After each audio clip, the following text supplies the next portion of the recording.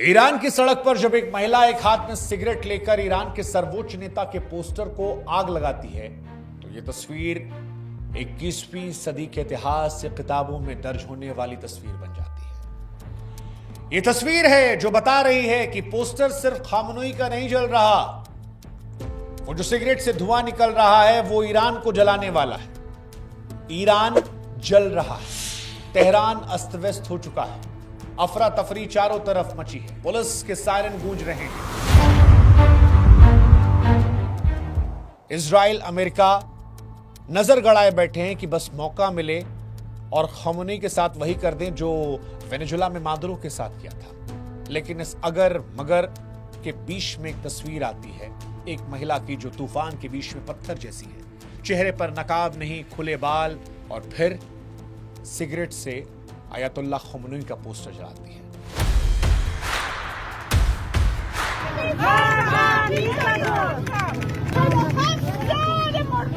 यहां दो बातें गौर करने वाली। पहली बात, इस महिला ने ना हिजाब पहना है ना नकाब पहना है, इसके बाल हवा में लहरा रहे हैं। और ये बात हम इसलिए हाईलाइट कर रहे हैं क्योंकि 2022 में इसी ईरान के अंदर एक महिला को पुलिस ने उठाकर बेरहमी से मारा और फिर मार डाला सिर्फ इसलिए क्योंकि उसके बाल खुले हुए थे, 4 बाल दिख गए थे, हिजाब ठीक से नहीं था।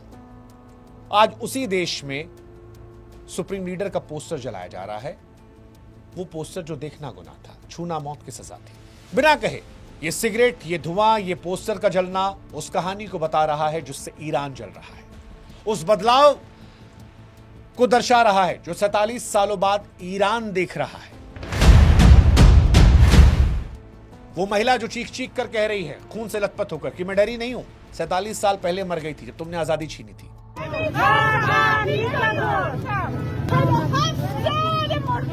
अब डर खत्म हो गया है। वो जो लाइन थी कि इतना भी मत डराओ कि डर खत्म हो जाए, वो ईरान में दिख रहा है। लेकिन सवाल यह है कि आज ईरान क्यों जल रहा है? आज ईरान में इंटरनेट की लाइन क्यों काट दी गई? लैंडलाइन फोन क्यों बंद है? क्या ईरान में सत्ता परिवर्तन होने वाला है? क्या यह सिर्फ ईरानियों की लड़ाई है या फिर वेनेजुएला का इसमें कोई कनेक्शन है? क्यों ऐसा है कि नेतन्याहू से लेकर डोनाल्ड ट्रंप बेताब बैठे हैं और वो ईरान जिसके पास बहुत पैसा था, तेल था, वो आज तंगहाली में, बदहाली में, बेरोजगारी में क्यों जी रहा है? क्या अमेरिका ने वही किया यहां पर जो बांग्लादेश में हुआ था, नेपाल में, श्रीलंका में या फिर वेनेजुएला में? प्रत्यक्ष तौर पर क्या खामनेई को भी मादुरो की तरह उठा लिया जाएगा? ईरान की कहानी में बड़ी परतें, आप एक परत उठाएंगे एक परत और निकल आएगी। इसलिए ईरान की कहानी का सिर्फ विश्लेषण नहीं हो सकता, इसका महाविश्लेषण होना चाहिए, क्योंकि यहां मुद्दा सिर्फ महंगाई, बेरोजगारी का नहीं है, इसकी जड़ें बहुत गहरी हैं। खबर के पीछे की खबर को समझने के लिए आज महाविश्लेषण करेंगे। इसलिए अगर आपके पास समय है तो इस वीडियो में रुकिए। अगर आपको वो झटपट हेडलाइन चाहिए तो आप कहीं और सुन लीजिए। अब जो रुक रहे हैं उनको हम बता दें कि इस वीडियो में हम आपको क्या क्या दिखाने वाले हैं। सबसे पहले हम आपको 2022 में लेकर चलेंगे, उस महिला के बारे में बताएंगे जिसकी मौत ने ईरान में विद्रोह की चिंगारी जला दी। फिर हम आपको बताएंगे कैसे मादुरो का सत्ता से हटना ईरान में लोगों को होप दे गया। फिर हम आपको बताएंगे कि अमेरिका और इजराइल को इतनी जल्दबाजी क्यों है, जिन्होंने सैंक्शंस लगाए वो आज हमदर्द क्यों बने हैं। इसके बाद हम आपको बताएंगे ईरानी जनता जो है वो कैसे अमेरिका और ईरानी जो तानाशाह हैं खामनेई, उनके बीच में सैंडविच बन गई है। हम आपको बताएंगे कैसे जब ईरान में इंटरनेट बैन है तो एलॉन मस्क ने फ्री इंटरनेट की बात कर दी है, उसके पीछे उनकी साजिश क्या है। इस वीडियो में हम आपको समझाएंगे खामनेई के बाद कौन होगा अगला लीडर। क्या खामनेई के बाद फिर से राजशाही लौटेगी? एआई और डिजिटल तानाशाही का भी जिक्र करेंगे क्योंकि चीन की मदद से एआई के जरिए महिलाओं को पकड़ा जा रहा है। हम आपको बताएंगे कि कैसे अल्लाह वाला झंडा हटाकर शेर वाला झंडा लहराया जा रहा है। साथ ही ये भी समझाएंगे कि आज जो जेनजी 1979 के पहले के ईरान को वापस लाना चाहती है, वो ईरान कैसा था? क्या वो जन्नत था या आज के ईरान से बेहतर था इसलिए वापस चाहिए? उस ईरान की कहानी भी हम आपको समझाएंगे। और आखिर में वो सबसे बड़ा सवाल, क्या ईरानी सेना जो है वो खामनेई से विद्रोह करेगी? ईरान की सेना पर क्या निर्भर करता है कि ईरान में तख्ता पलट होगा, जनता जीतेगी, अमेरिका जीतेगा या फिर खामनेई का शासन बना रहेगा? क्योंकि ईरान की फौज को वेनेजुला की फौज मत समझिएगा, यहां औकात का बड़ा अंतर है। और इतने सारे सवालों का जवाब अगर आपको चाहिए तो आपको सुकून भी चाहिए। तो सुकून से अब सुनिए वहां से जहां से कहानी शुरू हुई थी। पीछे चलते हैं महसा अमीनी के पास।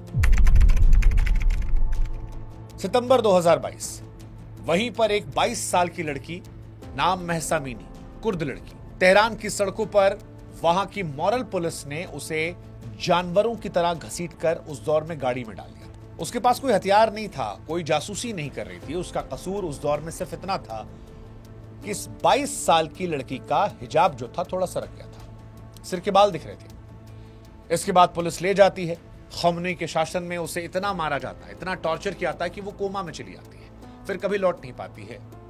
उस वक्त शायद यहां पर खमनी के शासन को लगा था कि एक लड़की को मार दिया जाएगा तो शायद पूरा देश डर जाएगा, लेकिन यह दांव उल्टा पड़ गया। महसा की मौत ने ईरान के लोगों के अंदर से मौत का डर निकाल दिया। लोगों ने कहा कि अगर हिजाब ठीक से ना पहनने पर मार डालोगे तो चलो लड़कर मर जाते हैं।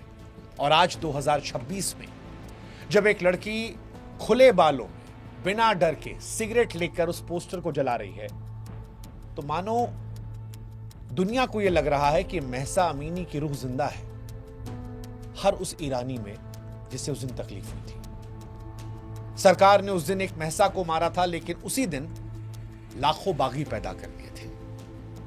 और आज की क्रांति उसी बेगुनाह खून का बदला है। शायद इसीलिए किसी ने सच कहा है कि जिस ओर जवानी चलती है उस ओर जमाना चलता है। 22 साल की लड़की की मौत और आज ये तस्वीर। हालांकि वो चिंगारी थी, पहली माचिस थी। आज जो आग लगी है उसमें पेट्रोल डाला गया है 7 समंदर पार वेनेजुला में जली आग से। वेनेजुला में मादुरो का शासन था, उसके पास रूस और चीन का समर्थन था। रूस और चीन ईरान को भी समर्थन देते हैं। लेकिन जब ईरान के लोगों ने देखा कि वहां पर लोग जश्न मना रहे हैं और पुलिस उन्हें मार पीट नहीं रही है, तो उन्हें हिम्मत मिल गई। ईरान में वैसे तो टीवी, सोशल मीडिया को बैन करने की कोशिश हुई है, लेकिन वीपीएन हर जगह चलता है और उसी के जरिए ये सारी जानकारियां सामने आई। जब जानकारी आई तो पुराना भ्रम टूटा और हिम्मत बढ़ी। और उनके जहन में सवाल आया कि अगर वेनेजुला में ये हो सकता है तो तेहरान में क्यों नहीं? अगर मादुरो को भगाया जा सकता है तो फिर खामनी को क्यों नहीं? वेनेजुला ने ईरानियों को सबूत दिया। इसे मनोवैज्ञानिक जीत कहा जाता है, जिसमें यकीन होने लगा कि पत्थर की दीवारें भी गिर सकती हैं।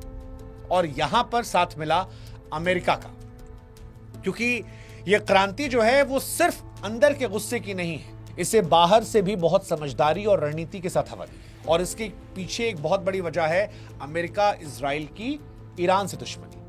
वो दुश्मनी जो परमाणु बम की वजह से रही, क्योंकि ईरान के अंदर लोगों की क्रांति पिछले 3-4 सालों से चल रही है। लेकिन आज के दौर में जो अमेरिका या इजराइल इतना ज्यादा हितैषी बन गया है या इतनी जल्दबाजी में है, अगर आपके जहन में यह सवाल है तो उसका जवाब है परमाणु बम। जानकारी बताते हैं कि ईरान परमाणु बम बनाने के बेहद करीब पहुंच गया। इजराइल, अमेरिका जानते हैं कि अगर खामनेई के हाथ में परमाणु बम आ गया तो फिर इनके शासन को गिराना नामुमकिन हो जाएगा। जैसे उत्तर कोरिया में किम जोंग उन के शासन को कोई नहीं छू सकता, ना वहां की आवाम ना अमेरिका। इसीलिए अमेरिका और इजराइल के लिए समय के खिलाफ ये दौड़ है। वो चाहते हैं कि बम बनने से पहले खामनेई का शासन गिर जाए। इसीलिए इजराइल के प्रधानमंत्री बेंजामिन नेतन्याहू ने सारे प्रोटोकॉल को तोड़ दिया और वीडियो जारी करके कहा कि ईरान की जनता सुने, आप जिस दिन आप आजाद होंगे हम आपके दोस्त होंगे, इजराइल आपके साथ खड़ा है, आप संघर्ष कीजिए। अमेरिका बार बार कह रहा है कि अगर ईरानी लोगों के साथ बर्बरता हुई तो हम वहां पर कूद पड़ेंगे। यहां पर यह सिर्फ दोस्ती का पैगाम नहीं है, यह ईरान की फौज को इनडायरेक्टली एक मैसेज है कि खबरदार, अगर खामनेई कहने पर तुमने मारा, हम आएंगे, हम जनता के साथ हो जाएंगे, तुमको मारेंगे। बेहतर है तुम जनता के साथ हो जाओ वरना मारे जाओगे। आपको याद होगा वेनेजुला में भी अमेरिका ने ऐसे ही किया था। वहां के शासन को, वहां के प्रशासन को, विपक्ष के नेताओं को, फौज को पैसा दिया गया था और एक धमकी दी गई थी कि या तो हमारी तरफ हो जाओ, नहीं तो जब हम आएंगे तो हम तुम पर अटैक करेंगे, तुम्हें हराएंगे और उसके बाद तुम्हें युद्धबंदी बनाकर फांसी के तख्त पर चढ़ा देंगे। अमेरिका भी बार बार यही कर रहा है इजराइल के साथ। अमेरिका भी सोशल मीडिया पर माहौल बना रहा है। डोनाल्ड ट्रंप के बहुत सारे ट्वीट हैं जो ईरान को लेकर आए हैं। इसका मतलब यह है कि ईरान के पुलिस वालों और सैनिकों को यह सोचने पर मजबूर किया जा रहा है कि भाई साहब जहाज डूब रहा है, अब कूदने में भलाई है।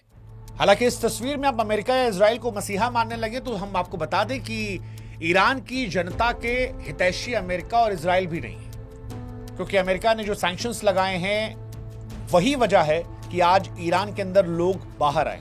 अगर आपने हमारा वेनेजुला वाला वीडियो देखा होगा तो उसमें हमने आपको बताया था विस्तार से कि अमेरिका किसी देश में सरकार कैसे गिराता है, और उसका पहला स्टेप होता है सैंक्शंस लगाना। अगर आप सैंक्शंस लगाएंगे तो सरकार कमजोर होगी और वो आम आदमी की कमर तोड़ देगा। जब आम आदमी की पेट का सवाल होता है, दवाइयों का संकट होता है, तब आम आदमी को धर्म नहीं याद आता, मजहब नहीं याद आता, और यही ईरान में भी हुआ। ईरान के अस्पतालों में कैंसर, अस्थमा, डायबिटीज की जीवन रक्षक दवाइयां मिल नहीं रही हैं क्योंकि बैंकिंग चैनल बंद है, और ये प्रतिबंध अब उसे परेशान कर रहे हैं। अमेरिका ने ईरान में महंगाई जो है 50% के पार कर दी है। ईरानी जनता दो तरफ की मार झेल रही है। एक तरफ उसे अपने हक नहीं मिल रहे करंट गवर्नमेंट से, दूसरी तरफ अमेरिका जो सैंक्शंस लगा रहा है उसकी वजह से अब आर्थिक तौर पर उसकी परेशानी हो रही है। आज उनके पास कोई विकल्प ही नहीं है। सरकार पैसा कमाने के लोगों पर टैक्स लगा रही है, जिससे लोग और नाराज होते जा रहे हैं, और ये सारी वजह घूम टहल कर मिलकर ईरान को अंदर से तोड़ रही है। इसी वजह से जो लोग पिछले 47-48 सालों से खामोश बैठे थे वो आज सड़कों पर आ रहे हैं, क्योंकि अंदर की चोट को जब बाहर की भी चोट ने असर डालना शुरू किया तो फिर वो बेचैन हो उठे, और उन्हें भी समझ में आया कि अपने हक के लड़ा जाए। सरकार के खिलाफ गुस्सा 7वें आसमान पर चला गया। ये अमेरिका का फॉर्मूला हर देश में है।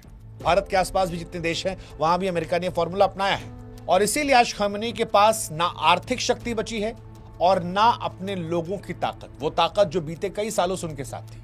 अमेरिका जिस भी देश में सरकार गिराता है वहां के तानाशाह को पहले उसकी जनता से काटता, और खamenei के साथ भी यही हो रहा है। और इसी का एक बहुत बड़ा रोल है ऑक्टोपस डॉक्ट्रिन और शासन का अपमान। ईरान को अंदर से तोड़ने के लिए उसे बाहर से भी कमजोर करना जरूरी था, और इजराइल ने अपनी ऑक्टोपस डॉक्ट्रिन के जरिए यही किया। बड़ा सिंपल फॉर्मूला था। इजराइल ईरान को लेकर मानता है कि वो ऑक्टोपस है और हमास हिजबुल्लाह उसके पैर है। इजराइल ने बीते 6 महीने में उसके सारे पैरों को काट डाला। गाजा में हमास को खत्म कर दिया, लेबनान में हिजबुल्लाह को साफ कर दिया, तेहरान के अंदर घुसकर हमास के लीडर को मार दिया। अब इसका असर क्या हुआ? ईरानी जनता ने देखा कि उनके सुप्रीम लीडर खamenei, जो खुद को इस्लामिक दुनिया का रक्षक बता रहे थे, वो अपने दोस्तों को नहीं बचा पा रहे। इससे सरकार की जो अभेद होने की छवि थी कि बहुत ताकतवर ईरान है, वो हार नहीं सकता, वो छवि चकनाचूर हो गई। खamenei बूढ़े हो गए हैं। शेर बूढ़ा कमजोर दिखने लगा, और जब राजा कमजोर दिखता है तो प्रजा का डर अपने आप खत्म हो जाता है। और इन सब के साथ अगर पेट पर भी वार हो जाए तो फिर सारी कहानी पलट जाती है, क्योंकि क्रांति विचारों से शुरू हो सकती है, लेकिन पेट की भूख जो है वो अंजाम तक पहुंचाती है। और इसी वजह से ईरान में आजकल एक नारा गूंज रहा है, ना गाजा ना लेबनान, जान कुर्बान ईरान पे। यह नारा सरकार की विदेश नीति पर जनता के फैसले का है। ईरान दरअसल एक अमीर देश रहा है, तेल पर बैठा है, लेकिन आज वहां के लोग गरीब हैं, क्योंकि सरकार ने अरबों डॉलर अपने नागरिकों के विकास पर खर्च करने की बजाय हमास के रॉकेट और यमन की जंग में फूंक दी। और यहां पर एक और दर्द निकलकर सामने आया, रईस नेताओं के बिगड़े बच्चों का। ईरानी जनता यह देख रही है कि हमास में बच्चे भूखे मर रहे हैं, लेकिन यहां पे जो मुल्ला हैं उनके बच्चे अमेरिका, कनाडा में फेरारी चला रहे हैं, पार्टियां कर रहे हैं। ये जो डिफरेंस है, यह असमानता बारूद बन चुकी है। यही नेपाल में भी आया था, आपको याद होगा। नेपाल में भी जेंजी जो सड़क पर निकल कर आए थे, वो नेपाली राजनेताओं के बच्चों की तस्वीरों को देख रहे थे, और वो तस्वीरें जब देश भर में फैलाई गई तो वहां पर सारे देश का गुस्सा एक साथ आया। ईरान के अंदर भी यही है, यह आर्थिक राष्ट्रवाद है। जनता कह रही है कि भैया हमको दुनिया का ठेकेदार नहीं बनना, हमें बस अपने बच्चों के लिए रोजी रोटी चाहिए, वो दे दो या हट जाओ। इसके साथ ये कहानी आती है उत्तराधिकार की जंग को लेकर, क्योंकि इस विरोध के पीछे एक बहुत बड़ा राजनीतिक कारण है। वो है खamenei के बाद कौन? अयातुल्लाह खamenei जो हैं वो 85 साल के हैं, बीमार हैं। चर्चा चल रही है कि अपने बेटे मुश्तबा खamenei को अपना वारिस बनाना चाहते हैं, और ये बात ईरानी जनता को सबसे ज्यादा चुभ रही है, क्योंकि 1979 की जब क्रांति हुई थी तो सबसे बड़ा वादा था राजशाही का अंत कर दिया जाएगा। जनता ने राजा उस दौर में जो थे शाह, उनको इसलिए हटाया था ताकि राजा का बेटा राजा ना बने, बाप के बाद बेटा ही गद्दी पर ना बैठे। लेकिन अब अगर खामेनी अपने बेटे को सुप्रीम लीडर बनाते हैं तो ये धार्मिक राजशाही होगी। जनता को लगेगा कि भाई साहब हमने एक राजा को हटाया और दूसरे राजा को, जो धार्मिक राजा है, मुल्ला राजा, उसे बिठा दिया।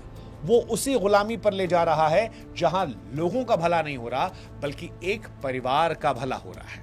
दरअसल एक चिंगारी और है जिसने आग को भड़काया, वो है सुधारवादी राष्ट्रपति मसूद का फेल हो जाना।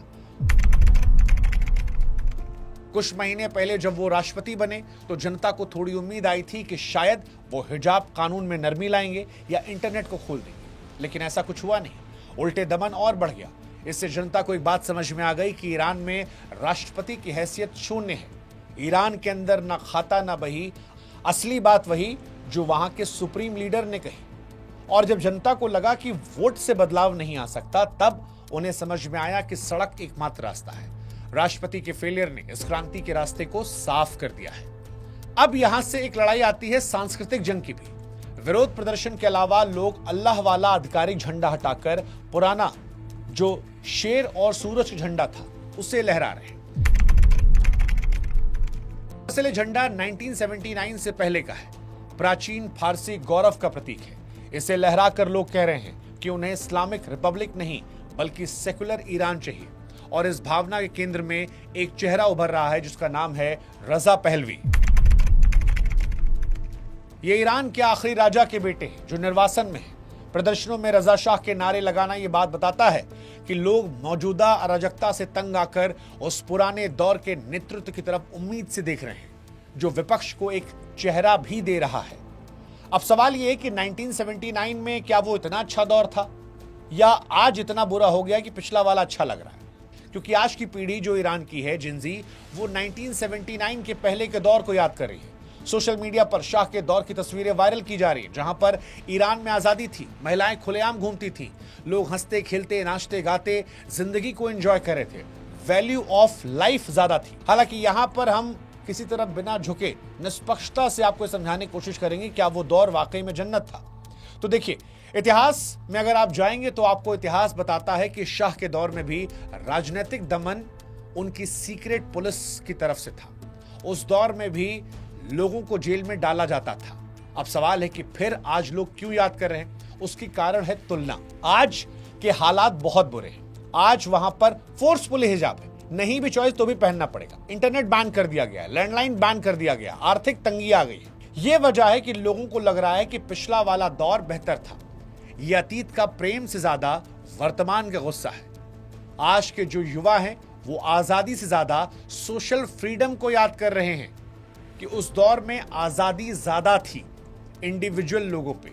वो वैल्यू ऑफ लाइफ को प्रायोरिटाइज कर सकते थे और माई लाइफ माई रूल्स के जरिए जिंदगी जी सकते थे, जो आज के दौर में नहीं है। और ये एक बहुत बड़ी वजह है कि ईरान का जेंजी जो है वो सड़कों पर है। हालांकि ईरान में सत्ता परिवर्तन क्या इतनी आसानी से हो जाएगा? ऐसा आसान तो नहीं है, क्योंकि ईरान को चाइना रूस का सपोर्ट है। सरकार की सख्ती के चलते विरोध का तरीका जो है वो बदल दिया गया है। दिन में पुलिस की तैनाती होती है, इसलिए लोग रात के अंधेरे में प्रोटेस्ट करते हैं। तेहरान की रातों में छतों खिड़कियों से एक साथ हजारों आवाजें गूंजती हैं, तानाशाह मुर्दाबाद। अंधेरे में पता लगाना मुश्किल होता है आवाज कहां से आई है, अदृश्य विरोध इसे कहते हैं। लेकिन यहां पर अब ईरान की सरकार ने AI से लड़ाई लड़नी शुरू कर दी है।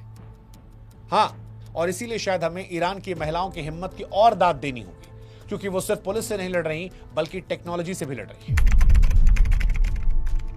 ईरान की सरकार ने चीन की हेल्प से सड़कों पर स्मार्ट AI कैमरे लगाए जो चेहरे पहचान लेते हैं, बिना हिजाब वाली महिलाओं को ढूंढ निकालते हैं। जब वो महिला नकाब हटाकर सिगरेट पी रही थी तो एक डिजिटल तानाशाही को भी चुनौती दे रही थी। ये इंसान और मशीन के बीच की भी लड़ाई है और शायद इसीलिए अंधेरे का इस्तेमाल किया जा रहा है। इसीलिए शायद ईरान में इंटरनेट सेवाओं को ठप कर दिया गया है। रिपोर्ट ये कह रही है कि अमेरिका और टेक कंपनियां स्टारलिंक सैटेलाइट इंटरनेट के जरिए ईरानियों को कनेक्टेड रखने की कोशिश कर रही हैं। उनका उद्देश्य साफ है, सूचना के ब्लैकआउट को तोड़ा जाए ताकि दुनिया को ईरान की हकीकत पता चले। ये लड़ाई सिर्फ सड़कों पर नहीं बल्कि डिजिटल स्पेस में भी लड़ी जा रही है। लेकिन सबसे अहम सवाल, जंग में जीतेगा कौन? ईरान की जनता, Khamenei, America, Israel, Elon Musk, कौन? इस सवाल का जवाब बहुत हद तक निर्भर करता है वहां की सेना को लेकर। IRGC सबसे बड़ा सवाल यही है, क्या ईरान में सत्ता परिवर्तन संभव है? ये पूरी तरह से IRGC के रुख पर निर्भर करता है। वेनेजुएला से अलग ईरान की IRGC सिर्फ एक सेना नहीं है, बल्कि एक वैचारिक और आर्थिक शक्ति है। देश की आधी अर्थव्यवस्था इसी के पास है। इसीलिए एक्सपर्ट्स ये मानते हैं कि वे आसानी से हार नहीं मानेंगे और ऐसा हो सकता है कि ईरान में खूनी संघर्ष दिखाई पड़े। लेकिन हर सेना का एक ब्रेकिंग पॉइंट होता है। अगर आर्थिक संकट गहराता है, निचले स्तर के सिपाहियों को लगता है कि वो अपने ही भूखे परिवार वालों पर गोली चला रहे हैं, तो विद्रोह संभव है। अमेरिका और विपक्ष इसी दरार का इंतजार कर रहे हैं। इसमें अमेरिका का पैसा भी काम कर सकता है। जैसे वेनेजुएला में कई सारे अधिकारियों को खरीद लिया गया था, कई सारे अधिकारियों को डर दे दिया गया था कि हम तुम्हें हराएंगे, जेल में डालेंगे, तख्त पर चढ़ा देंगे, इससे पहले तुम गिव अप कर दो। कुल मिलाकर निष्कर्ष निकालें तो ईरान आज एक चौराहे पर खड़ा है। एक तरफ सरकार है जो सत्ता बचाने के लिए किसी हद तक जाने को तैयार है, दूसरी तरफ जनता है जिसका डर खत्म हो चुका है। वेनेजुएला की घटनाओं ने उम्मीद जताई है, आर्थिक मजबूरियों ने लोगों को निडर बनाया है, लेकिन ईरान की सेना अभी भी ताकतवर है, उसका रुख तय करेगा। लेकिन इन सब के बीच सिगरेट पीती महिला का पोस्टर जलाना, शेर वाला झंडा ईरान में पॉपुलर होना, छतों से आ रही आवाजें ये बता रही है कि 47 साल पुरानी वाली कहानी अब बदल रही है। ईरान में सिगरेट सुटता वो धुआं बता रहा है कि आग जबरदस्त लगी है। और इसीलिए शायद ईरान के महान कवि फिरदौसी की वो बात याद आती है जिसमें वो लिखते हैं कि जब जुल्म हद से बढ़ जाता है तो ज़हाक का अंत फरीदू के हाथों लिखा जाता है। ज़हाक हिंदी में राक्षस को कहते हैं और फरीदू नायक को। आज ईरान का हर युवा खुद को नायक मान रहा है। वो ये मान रहा है कि रात चाहे जितनी काली हो, सवेरा उसे हरा देता है। दुनिया की नजरें फिलहाल तेहरान पर टिकी हैं, क्योंकि यहां जो कुछ होगा उसका असर सिर्फ ईरान तक सीमित नहीं होगा, बल्कि दुनिया भर में पड़ेगा। लेकिन ईरान के अंदर की कहानी सिर्फ ईरान की कहानी नहीं है। हमारी कोशिश यही थी आपको समझाने की कि ईरान में जो कुछ हो रहा है वो उनकी अपनी लड़ाई है, लेकिन क्या वो अकेले लड़ रहे हैं? क्या ये नौबत उनके अकेले लड़ने से आई है? उसका जवाब है नहीं। राजनीति में चीजें जितनी स्पष्ट और सरल दिखती हैं उतनी होती नहीं है। जो होता है उसके पीछे की भी एक कहानी होती है, और इस वीडियो के माध्यम से वही कहानी हमने आपको समझाने की कोशिश की। ऐसी तमाम कहानियों के लिए आप हमारे साथ जुड़े रहिए। ईरान के विषय को लेकर कोई आपकी राय है उसे आप कमेंट सेक्शन में डाल सकते हैं। एक सवाल जो जाते जाते हम आप पर छोड़ जा रहे हैं वो ये है कि क्या अमेरिका अब पागलपन के दौर की तरफ बढ़ रहा है, जहां पर देशों पर कब्जा करना उसने शुरू कर दिया है? क्योंकि वेनेजुएला, ईरान, उधर ग्रीनलैंड, भारत को लेकर टैक्स की बात करना, डोनाल्ड ट्रंप और अमेरिका अब दुनिया को जंगल बना चुके हैं। वो जंगल जहां सिर्फ ताकत का शासन होगा। जिसके पास ताकत वो बच जाएगा, लेकिन जो कमजोर वो खत्म हो जाएगा। ईरान ताकतवर बनने के बहुत करीब है, इसलिए ईरान में जो कुछ हो रहा है वो उसका भी नतीजा है। लेकिन क्या यह घटना सिर्फ ईरान तक रुकेगी? जवाब शायद नहीं। इसीलिए क्या हमें एक वीडियो इस पर भी बनाने की जरूरत है कि अमेरिका क्या दुनिया को वर्ल्ड वॉर 3 की तरफ भेज रहा है? रूस के जहाज को पकड़ना, चाइना को वहां वेनेजुएला से तेल हटा देना, भारत पर सैंक्शंस लगा देना, रशिया से सीधी लड़ाई लड़ना, ईरान पर हमला शायद जो होने वाला, वेनेजुएला पर ऑलरेडी हो चुका है, ग्रीनलैंड, नाटो का खात्मा। क्या हमें एक वीडियो और बनाने की जरूरत है? अगर आपका जवाब हाँ में होगा तो शायद विस्तार से एक वीडियो और आ जाएगा। लेकिन फिलहाल तब तक के लिए जय हिंद, जय भारत, नमस्कार।